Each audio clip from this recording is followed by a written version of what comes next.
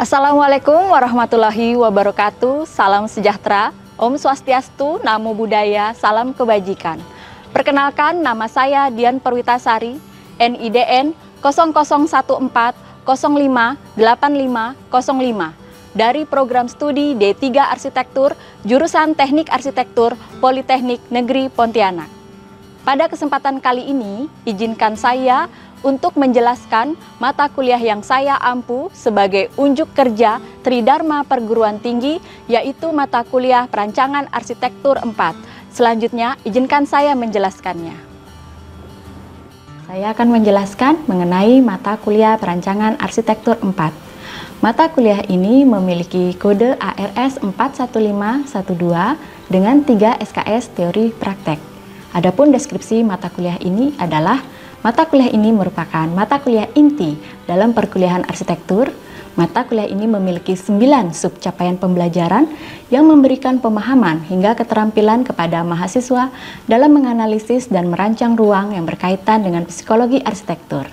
Mata kuliah ini memiliki bobot dari 3 SKS teori praktek sehingga materi yang diberikan dapat diaplikasikan langsung dan diukur capaiannya dari penilaian yang dilaksanakan. Adapun capaian lulusan dari mata kuliah Perancangan Arsitektur 4 ini adalah 6 CPL.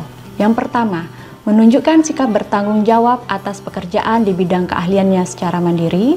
Yang kedua, menguasai konsep teoritis perancangan arsitektur, estetika, dan sains bangunan. Ketiga, menguasai konsep umum antropologi budaya dan ilmu perilaku manusia. Keempat, mampu menerapkan pemikiran logis, kritis, sistematis, inovatif dalam konteks pengembangan implementasi ilmu pengetahuan dan teknologi. Mampu menyusun konsep rancangan arsitektur yang mengintegrasikan hasil kajian aspek perilaku, prinsip lingkungan, aspek sosial budaya masyarakat setempat, teknis, dan nilai-nilai yang terkait dengan arsitektur. Mampu mengkomunikasikan pemikiran dan hasil rancangan dalam bentuk grafis, tulisan, dan model yang komunikatif. Sedangkan capaian pembelajaran mata kuliah Perancangan Arsitektur 4 ada 5. Yang pertama, mahasiswa mampu menjabarkan mengenai konsep programming dan psikologi arsitektur. Yang kedua, mahasiswa mampu menjabarkan konsep psikologi arsitektur secara umum.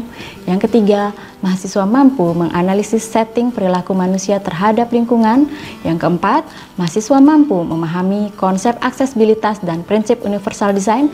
Dan yang terakhir, mahasiswa mampu menjelaskan teori evaluasi Purnahuni dari aspek perilaku dengan menggunakan metode space syntax. Dari 5 CPMK mata kuliah ini dibagi lagi menjadi 9 sub CPMK. Yang pertama, mahasiswa mampu menjelaskan penggalian masalah dan merumuskan konsep rancangan. Mahasiswa mampu menjelaskan 5 kajian psikologi arsitektur desain dalam psikologi, teritori, ruang personal, jarak, dan persepsi. Mampu menjelaskan teori fenomena perilaku yaitu density dan crowding. Mampu menjelaskan konsep proksimitas dan antropometrik, mampu menjelaskan kegiatan kognisi dan persepsi. Kemudian mahasiswa mampu menganalisis suatu lokasi berdasarkan pemetaan perilaku atau behavior mapping. Mahasiswa mampu menganalisis evaluasi Purnahuni dari aspek perilaku, dari integritas, dan konfigurasi ruang dengan metode space syntax. Kemudian mahasiswa mampu menjelaskan prinsip aksesibilitas bangunan berdasarkan Permen PU nomor 30 tahun 2006. Dan yang terakhir, mampu memahami dan mengaplikasikan 7 prinsip universal design pada bangunan. Dalam satu semester, mata kuliah Perancangan Arsitektur 4 akan membahas yang pertama, topiknya adalah tentang arsitektur dan psikologi, bicara tentang persepsi, jarak, ruang personal, teritori. Kemudian materi yang kedua akan bicara tentang perspektif psikologi. Di sini akan berbicara tentang kreativitas, nilai kebutuhan ruang, membuat gambar interior dan eksterior bangunan. Materi yang ketiga akan berbicara tentang fenomena perilaku.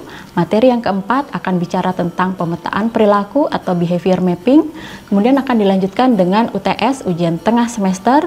Lalu materi yang berikutnya akan diberikan yaitu evaluasi Purnahuni sebagai aspek perilaku dan konfigurasi ruang.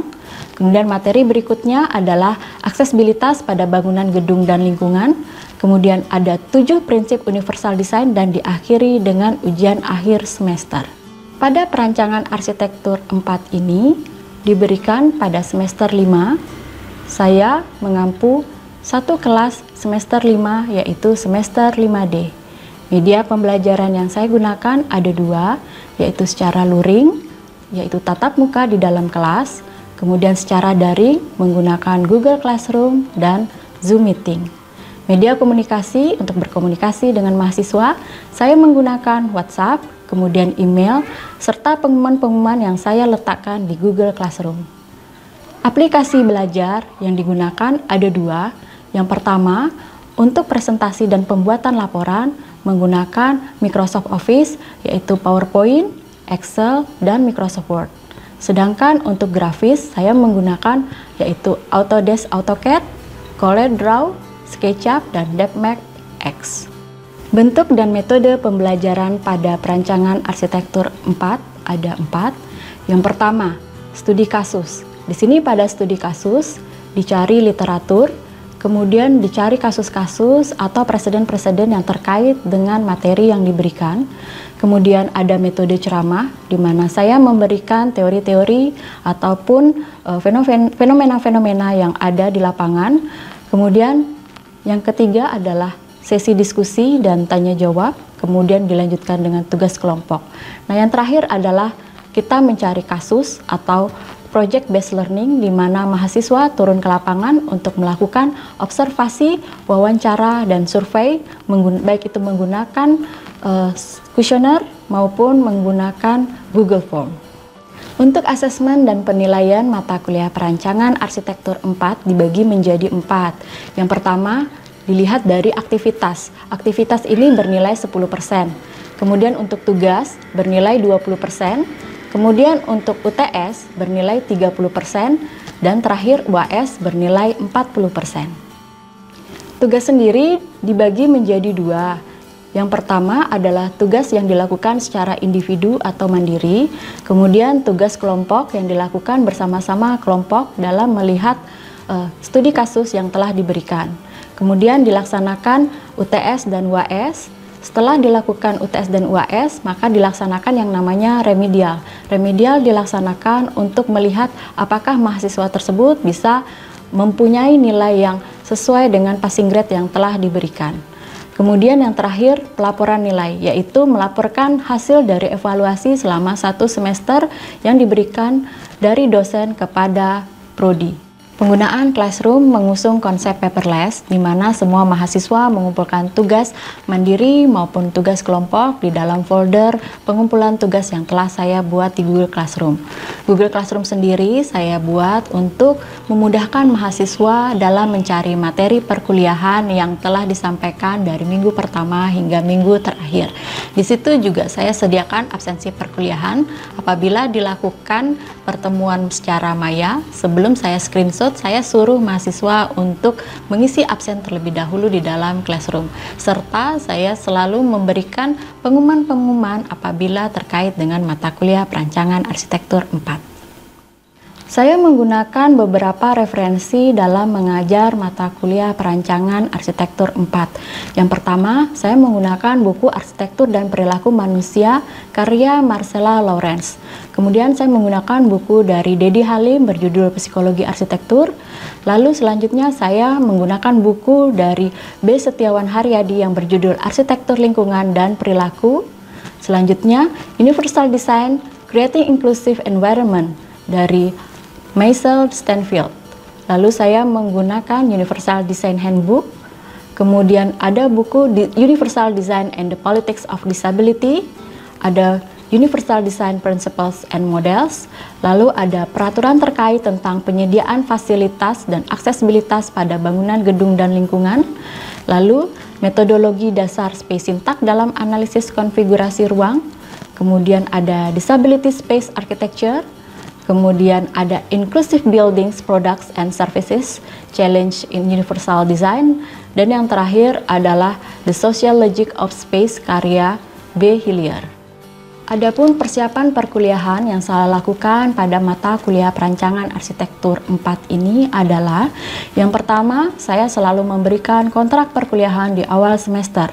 Kemudian saya lanjutkan dengan penjelasan RPS selama 1 semester. baik dari mulai deskripsi mata kuliah, CPL, CPMK, dan sub-CPMK. Kemudian saya memberikan penjelasan minggu-minggu terkait dengan materi yang akan diberikan. Kemudian penjelasan alat dan bahan perkuliahan yang akan digunakan. Setelah itu saya akan meminta daftar hadir mahasiswa untuk mengetahui siapa-siapa saja yang akan menjadi mahasiswa mata kuliah perancangan arsitektur 4 ini.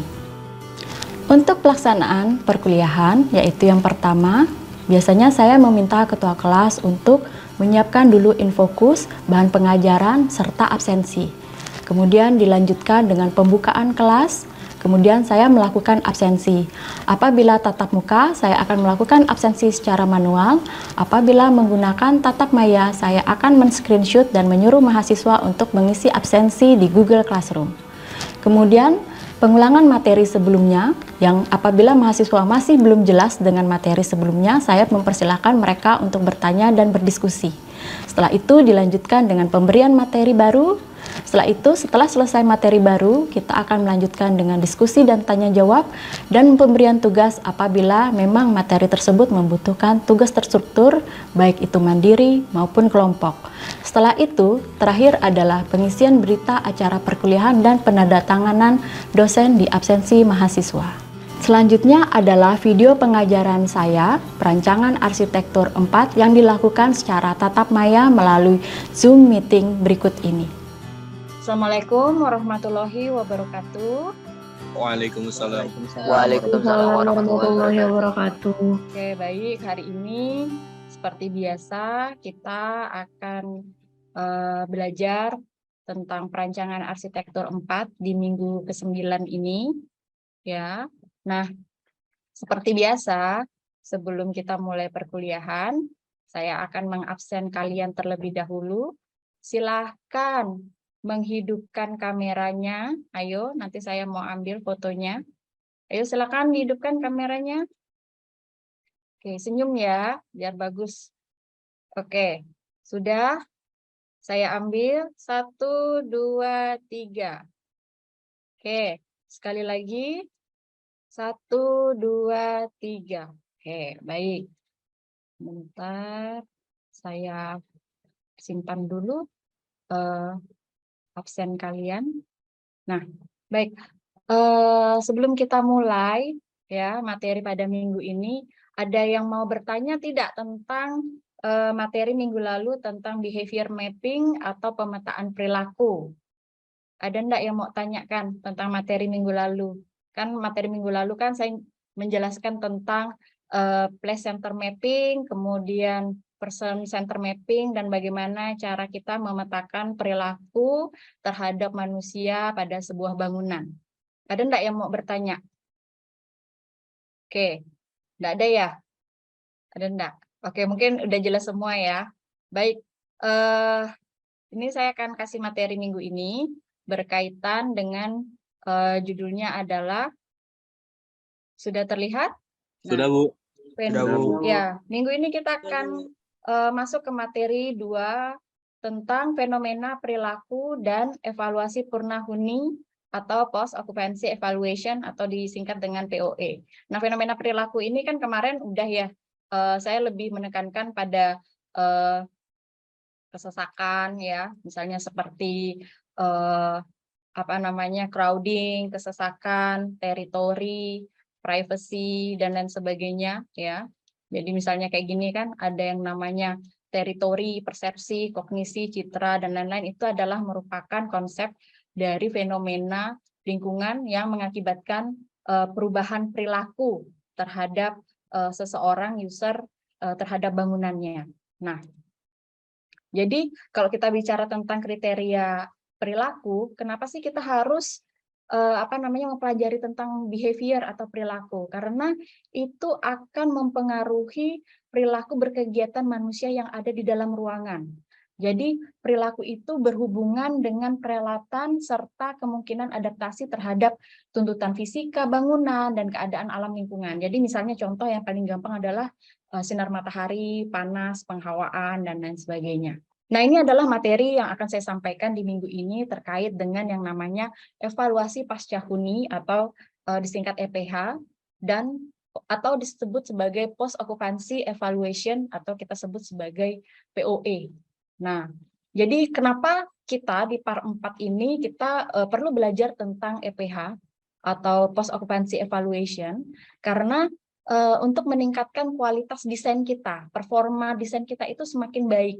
Ketika kalian kemarin sudah belajar tentang programming ya, programming itu kan cari masalah tuh sebenarnya. Jadi kita pola pikirnya adalah menjadi seorang perencana dulu nih, programmer ya kan. Nah, itu sebenarnya adalah tahapan kecil dari yang namanya evaluasi pasca huni. Nah, makanya kalau di evaluasi pasca huni itu yang dilihat itu bukan hanya aspek arsitekturalnya saja, tapi dia semua hal dari keseluruhan bangunan. Jadi di sini kalian bisa baca bahwa EPH itu merupakan alat untuk mengenali dan menginvestigasi bagaimana dan mengapa bangunan itu tidak sesuai dengan harapan arsitek atau perencana. Jadi biasanya kalau EPH, biasanya kalau di bahasa proyeknya itu adalah laik fungsi, ya bahasanya laik fungsi. Apakah bangunan tersebut itu laik fungsi atau tidak. Nah, itu dilakukan setelah dia berusia 5 tahun setelah pembangunan. Namun ada beberapa yang baru mengadakan EPH itu atau laik fungsi itu setelah 10 tahun atau 15 tahun itu juga ada. Nah, seperti itu. Nah, tujuannya apa? Tujuannya itu untuk kita mengetahui kesenjangan antara performansi existing bangunan saat ini dengan kriteria performansi fungsi optimal yang berlaku. Jadi bangunan ini udah jadi, ya kan? Tapi dia berfungsi nggak sih dengan semestinya? Misalnya kayak bangunan, kita bikin bangunan pasar nih, tapi dia berjalan sesuai fungsinya tidak? Atau jangan-jangan gagal menjadi sebuah pasar. Nah, itu yang menjadi tujuan penilaian dari evaluasi pasca huni ini. Nah, sasarannya yang pertama, itu kita melakukan pengukuran, evaluasi, dan analisis aspek fungsi. Kemudian yang kedua, kita melakukan evaluasi dan analisis aspek teknikal. Kemudian kita melakukan evaluasi dan analisis behavior. Kemudian kita melakukan evaluasi dan analisis kualitas estetika, kekuatan konstruksi, infrastruktur, serta performansi fungsional ya oleh massa dan bentuk bangunan. Kemudian metode evaluasi pasca huni ini ada terbagi dari 3 caranya. Yang pertama, lakukan survei. Kemudian kita lakukan observasi. Kemudian kita lakukan sesi wawancara. Nah, ini yang paling penting untuk kita lakukan yang namanya EPH. Nah, sedangkan pendekatan dari EPH sendiri itu adalah pendekatan indikatif, kemudian pendekatan investigatif, dan ada pendekatan diagnosis. Jadi kalau pendekatan indikatif itu ketika kita datang ke bangunan yang akan kita nilai, itu hanya dalam kurun waktu beberapa jam aja kita udah bisa menilai nih, oh ternyata permasalahan bangunannya itu seperti ini. Nah, itu sudah kita tulis di kayak bukan kuesioner ya, tapi kayak list logbook ya, logbook catatan harian bahwa oh ini ternyata permasalahan bangunan A seperti ini, seperti ini, seperti ini. Nah, kemudian kalau pendekatan investigatif itu lebih ke kita melakukan wawancara, interview, FGD ya, misalnya sama orang-orang yang berkepentingan terhadap bangunan tersebut, misalnya kantor apa gitu kan, kita melakukan tanya jawab, Bapak misalnya bangunan ini Bapak pengen jadiin apa sih? Miriplah seperti yang kita lakukan pada saat programming, tapi ini lebih dalam lagi ya, karena yang kita tanya itu bukan hanya 1-2 orang, tapi seluruh pengguna bangunan itu harus kita tanyakan. Nah, tuh. Dan ini biasanya dilakukan lebih lama. Kalau tadi indikatif itu beberapa jam, kalau investigatif ini 3-5 bulan. Nah, kalau diagnosis ini lebih lama lagi. Ini bisa sampai 6 bulan, sampai 12 bulan ya, karena benar-benar harus bolak-balik ke lapangan ya. Karena yang dinilai bukan hanya bangunannya toh, tapi diukur pencahayaannya, kadar karbon dioksidanya seberapa, kemudian akustiknya, tingkat akustiknya seperti apa, HVAC-nya dan lain sebagainya. Jadi diagnosis ini benar-benar sangat mendalami seperti apa sih evaluasi purna huni. Nah, jadi ini adalah unsur evaluasi bangunan. Jadi ada 2 yang menjadi patokan. Pertama yang dari undang-undang dulu, Undang-Undang Indonesia, itu kalau peraturan untuk melakukan EPH itu ada 5. Pertama, persyaratan arsitektural, persyaratan keselamatan, persyaratan kesehatan, persyaratan kenyamanan, dan persyaratan kemudahan. Nah, namun di POE riba yang dipakai secara internasional, ya, itu dia ada yang namanya fungsi bangunan dan perilaku. Kemudian ada penggunaan energi untuk persyaratan keselamatannya, ada kesehatan itu untuk sistem bangunan, persyaratan keamanannya untuk kinerja lingkungan bangunan seperti apa, dan yang terakhir itu adalah konstruksi bangunan. Jadi ini adalah persyaratan yang memang wajib dipenuhi ketika kita akan menilai performa dari sebuah bangunan. Nah, jadi bagaimana cara kita mendapatkan data ketika kita melakukan yang namanya evaluasi pasca huni dari sisi aspek perilaku, ya. Jadi saya balik dulu sebentar. Jadi yang akan kita fokuskan itu adalah fungsi bangunan dan perilaku. Jadi kalau kita bahas satu-satu nih banyak ya, nanti keselamatan seperti apa. Jadi kita fokusnya itu hanya pada perilaku karena sesuai dengan tornya mata kuliah perancangan arsitektur 4 ini sesuai CPMK-nya adalah kita bisa mengetahui bagaimana perancangan melalui aspek perilaku. Nah, jadi ketika kita akan melakukan evaluasi pasca huni, yang kita lakukan pertama, kita harus cari data. Data itu adalah data analisa layout dan aktivitas perilaku. Yang pertama, gambar as-built drawing harus kita punya. Wawancara dan observasi, dan jangan lupa kita lakukan dokumentasi di bagian titik-titik yang mana akan kita jadikan objek penelitian kita.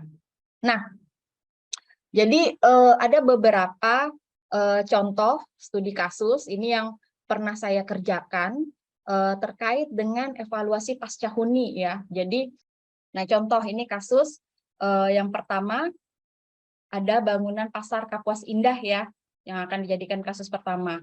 Yang kedua itu adalah Puskesmas Siantan Hilir, ya, yang sekarang dijadikan sebagai rumah sakit tipe D. Kemudian ada yang kasus ketiga, Taman Universitas Tanjung Pura, yang kita sebut sebagai sekarang Taman Catur Untan. Kemudian ini adalah pengaplikasian desain ruang dokter gigi, ya, pada era pandemi kemarin. Jadi, nah ini akhirnya sama dengan proses tadi kayak di Kapuas Indah itu. Nah, ini saya bikin simulasinya bagaimana pergerakan orang-orangnya ketika dia masuk berada di dalam puskesmas tersebut. Ini adalah revitalisasi Taman Untan. Mungkin kalian udah hampir tiap hari main ke sini kali ya. Nah, oke. Nah, ini materi kita pada minggu ini, ya, terkait dengan evaluasi Purnahuni.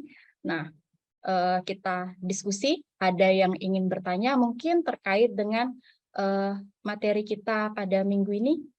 Ayo, saya persilahkan. Ada yang mau bertanya enggak? Atau misalnya ada yang pengen mengemukakan pendapat seperti apa sih ininya? Ya, Bu, saya ingin Ya, bertanya. silakan. Oke, Alif. Fatur Rahman, saya ingin bertanya. Ya. Dari setelah beberapa penjabaran materi yang Ibu lakukan itu kan kita tahu bahwa EPH ini dilakukan untuk pusat-pusat bangunan atau pusat atau bangunan yang memiliki kendala-kendala masalah kan. Nah, jadi apakah punya batas minimal masalah untuk suatu bangunan agar bisa dilakukannya EPH gitu? Dan apakah EPH ini dilakukan secara berkala atau hanya satu kali untuk satu bangunan gitu? Terima kasih. Oke, baik.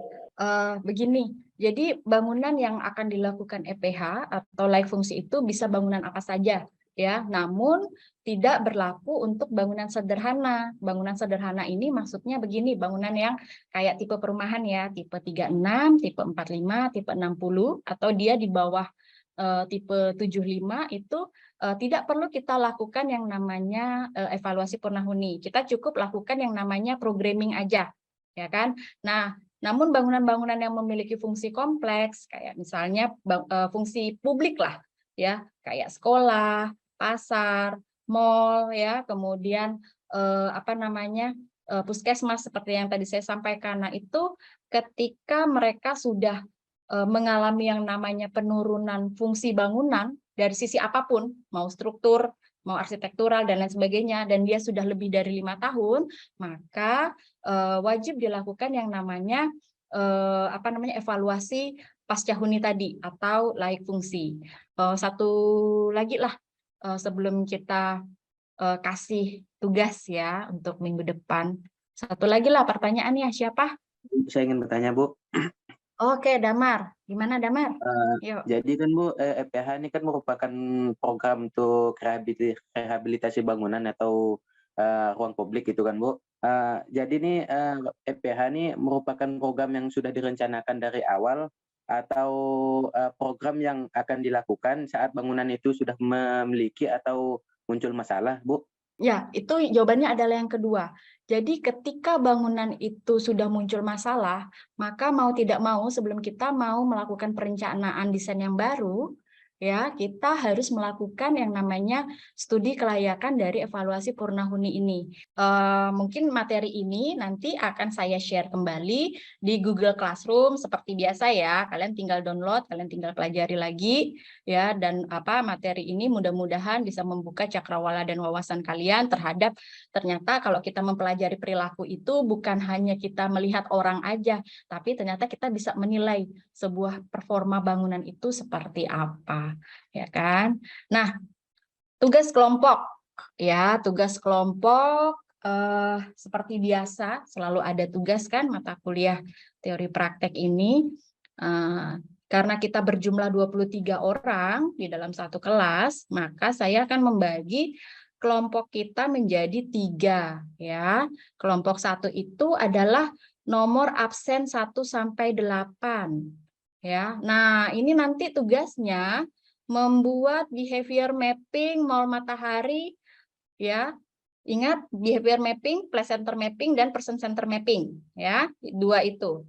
Kemudian kelompok kedua nomor absen 8 sampai 16 itu membuat behavior mapping pasar Dahlia ya, pasar Dahlia. Nah, itu ya nanti di person center mapping, place center mappingnya seperti apa.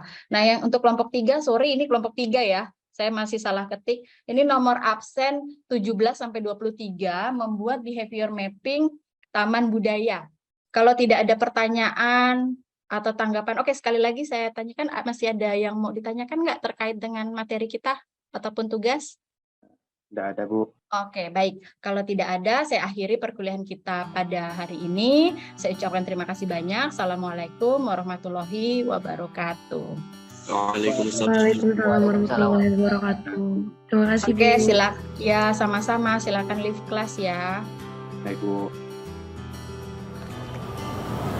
Demikianlah penjelasan singkat deskripsi mata kuliah Perancangan Arsitektur 4 beserta video pembelajarannya. Akhir kata saya ucapkan wabillahi taufiq wal hidayah. Wassalamualaikum warahmatullahi wabarakatuh.